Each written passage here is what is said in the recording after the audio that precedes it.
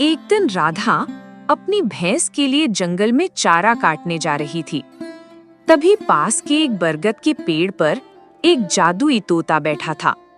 उसने राधा को देखकर कहा, वाह, ये औरत कितनी मेहनती है। मैं कई सालों से देख रहा हूँ। ये हर सुबह जंगल आती है और अपने भैंस के लिए ताज़ा चारा काट कर ले जाती है। लेकिन एक भैंस कितना ही दूध दे, उससे तो बस इनके घर की खीर ही बनती होगी। फिर ये बेचते क्या होंगे? मैं एक जादुई तोता हूँ, क्यों ना मैं गाय बनकर इनके घर चला जाऊँ। मेरे दूध को बेचकर ये अपनी जिंदगी आराम से जी सकेंगे।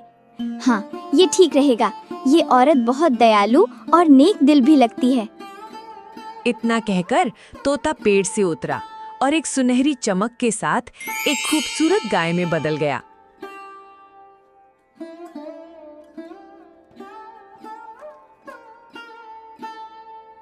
फिर वो राधा के पास गया और बोला, हे दयालु औरत, इस जंगल में मेरा कोई नहीं है। मैं अकेली हूँ। क्या तुम मुझे अपने घर ले चलोगी? मैं तुम्हें बदले में ढेर सारा दूध दूंगी। राधा ने गाय की बात सुनकर आश्चर्य से कहा, ये क्या? मैं कोई सपना तो नहीं देख रही। ये गाय तो बोल रही है। पहले तुम बताओ, तुम बोल कैसे रही हो? मैंने तो आज तक कोई गाय इंसानी आवाज में बोलते नहीं देखी। दरअसल मैं एक जादुई गाय हूँ, इसलिए मैं इंसानों की तरह बोल सकती हूँ और उनकी बातें समझ सकती हूँ। मैं कह रही थी, मुझे अपने घर ले चलो। तुम मुझे सुबह शाम हरा भरा चारा देना और मैं तुम्हें ढेर सारा दूध दूंगी। उस दूध को बेचकर तुम अपनी जिंदगी आराम से चला सकोगी। एक भैंस से तुम्हारा गुजारा तो हो नहीं रहा। राधा ये सुनकर बहुत खुश हुई और बोली, अरे जादुई गाय, तुम सच कह रही हो। अगर ऐसा हुआ तो हमारी सारी मुश्किलें खत्म हो जाएंगी। ठीक है, तुम मेरे साथ चलो। राधा गाय को लेकर घर की ओर चल पड़ी।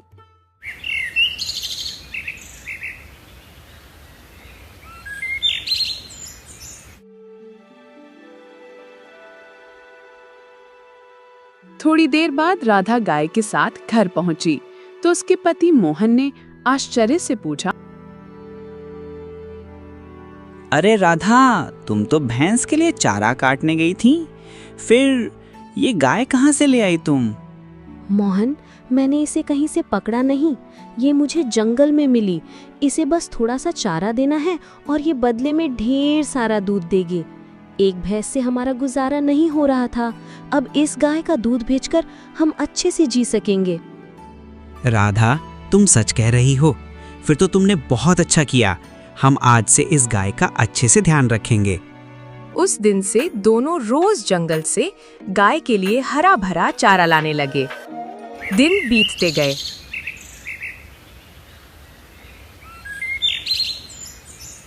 कुछ समय बाद मोहन गांव के मुखिया के पास रोज दूध देने जाने लगा।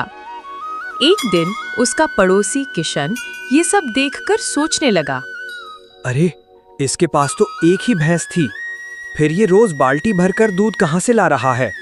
एक भैंस इतना दूध कैसे दे सकती है? जरूर कोई रहस्य है, मुझे जल्दी पता लगाना होगा। किशन अपनी पत्नी सरला को ये बात बताने घर गया। घर पहुंचकर बोला, सरला, तुम तो जानती हो कि मोहन के पास सिर्फ एक भैंस थी, फिर वह कहाँ से रोज बाल्टी भर भर के दूध बेच रहा है? हमें जल्दी पता लगाना होगा, वरना वो हमसे भी अमीर हो जाएगा। ये जी, अगर ऐसा है तो जाइए और जल्दी पता लगाइए। मैं ऐसा होता नहीं देख सकती। हाँ ठीक है, मैं अभी जा रहा हूँ। वह मोहन के घर पहुंचा और चुपके से सब देखने लगा। मोहन गाय से बातें कर रहा था।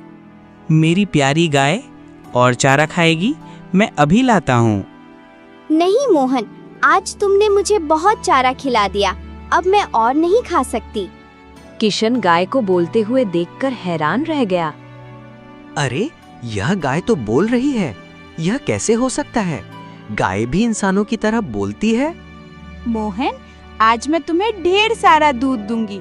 जितना दूध चाहिए उतनी बाल्टियां रख दो। कल सुबह वो सारी बाल्टियां दूध से भरी होंगी।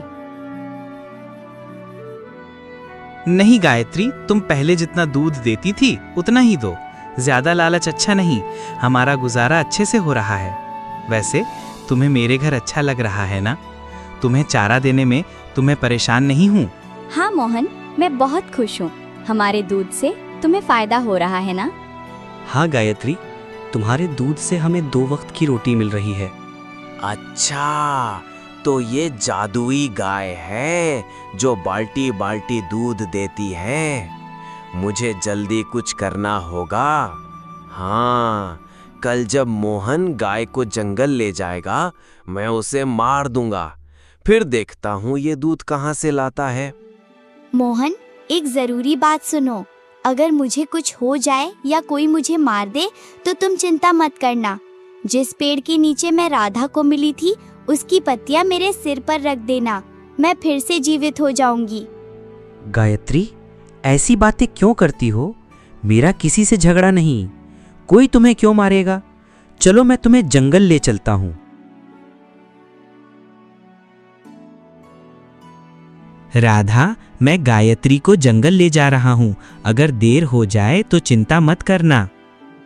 ठीक है, लेकिन जंगल में सावधान रहना, वहाँ जंगली जानवर होते हैं।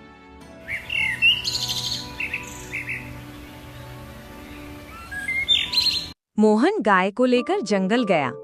वहाँ गायत्री हरा भरा चारा खाने लगी। तभी मोहन ने सोचा, आज बहुत गर्मी है, एक काम करता हूँ, मैं उस पेड़ के नीचे थोड़ा आराम कर लेता हूँ। वो पेड़ के नीचे जमीन पर बैठ गया। इधर किशन झाड़ियों में छिपा था। उसने सोचा, इस गाय को मारना ही पड़ेगा, ये मेरे रास्ते का कांटा है। तभी गायत्री जोर जोर से चिल्लाने लगी। मोहन नींद से जागा और बोला, अरे गायत्री को क्या हुआ? मुझे देखना चाहिए।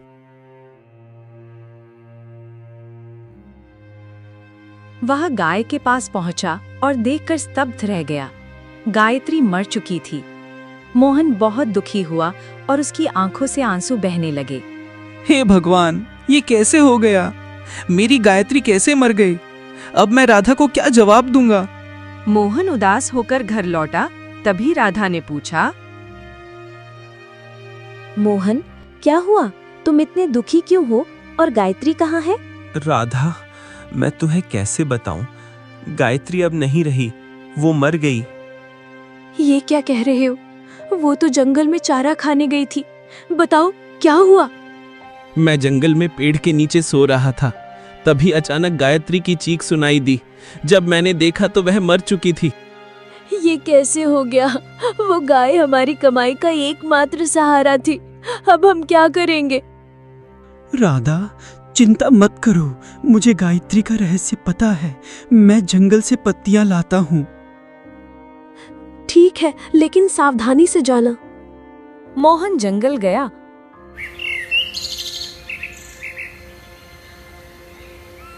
और उस पेड़ की पत्तियां तोड़कर गाय के पास पहुंचा।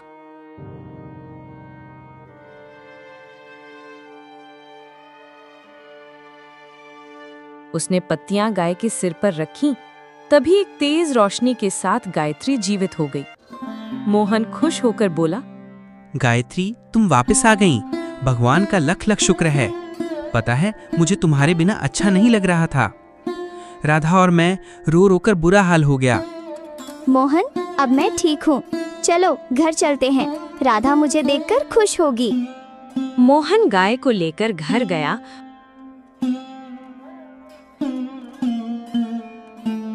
और राधा को सब कुछ बताया। राधा खुशी होकर बोली, गायत्री, पता है तुम्हारे बिना हम परेशान हो गए थे। राधा, अब चिंता मत करो, मैं फिर से लौट आई ना। मुझे अब प्यार से सुरभि कहकर बुलाना। मोहन, घर में खाने को कुछ नहीं है, अब क्या करें? मोहन, बाल्टी लाओ, मैं तुम्हें ढेर सारा दूध दूंगी। सुरभि, पहले जितना दूध देती थी उतना ही दो, वो हमारे लिए काफी है।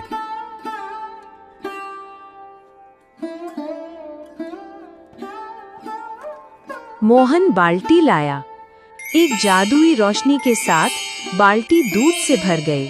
राधा बोली, वाह सुरभि, तुम्हारा दूध तो बहुत गाढ़ा है, लेकिन अभी हमारे पास चारा नहीं है।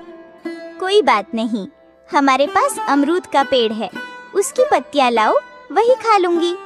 तभी किशन पीछे से आया और ये सब देखकर हैरान हो गया। मैंने तो इस गाय को मार दिया था, फिर ये कैसे जीवित हो गई?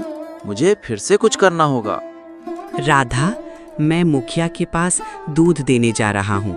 अगर देर हो जाए तो चिंता मत करना। ठीक है, लेकिन थोड़ा जल्दी लौटना।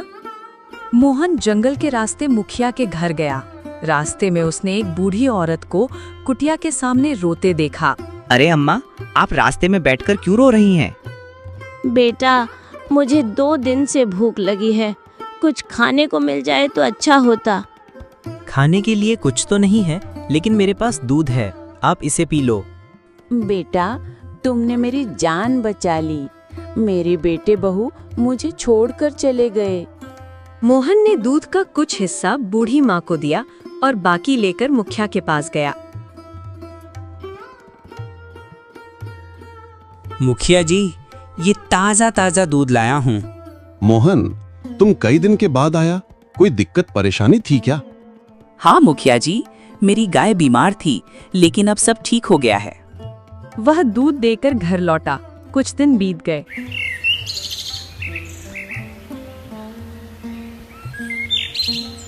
मोहन अब गरीबों की मदद करने लगा। किशन को यह देखकर बहुत जलन होने लगी। ये मोहन तो दूध बेचकर अमीर बनते जा रहा है। मुझे उसकी गाय को फिर से मारनी होगी। गांव में सुरभि के जादुई होने की बात फैल गई। मुखिया को भी पता चला। वो मोहन के घर गया और बोला, मोहन, मैंने सुना है तुम्हारी गाय बहुत खास है, क्या मैं उसे एक बार देख सकता हूँ? हाँ मुखिया जी, क्यों नहीं, आइए दिखा देता हूँ। वह मुखिया जी को गौशाला ले गया। मोहन, मुझे यकीन नहीं आ रहा है, क्या ये गाय मेरे सामने दूध दे सकती है? हाँ, क्यों नहीं, देखिए। उसने एक बाल्टी रखी और बोला, सुरभि, मुखिया जी को अपनी शक्ति दिखाओ। एक सुनहरी रोशनी के साथ बाल्टी दूध से भर गई। मुखिया लालच में आ गया और बोला, मोहन, ये गाय मुझे दे दो, मैं तुम्हें बहुत सारा धन दूंगा। नहीं मुखिया जी, यह गाय मैं नहीं बेच सकता। मुखिया ने गाय को छूने की कोशिश की, लेकिन उसके हाथ जलने लगे। मोहन, ये मुखिया गरीबों को लूटता है, आज मैं इसे सबक सिखाऊंगी। मुझे माफ कर दो, मैं ये गाय नहीं लूंगा। मुखिया जी, आपने गरीबों की जमीन छीनी है, उन्हें वापस कर दीजिए और माफी मांगिए।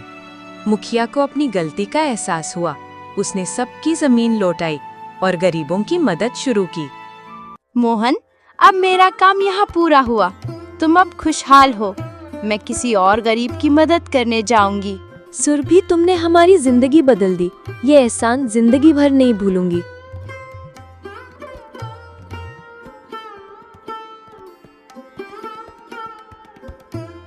सुरभि चली गई और मोहन और राधा खुशी खुशी रहने लगे।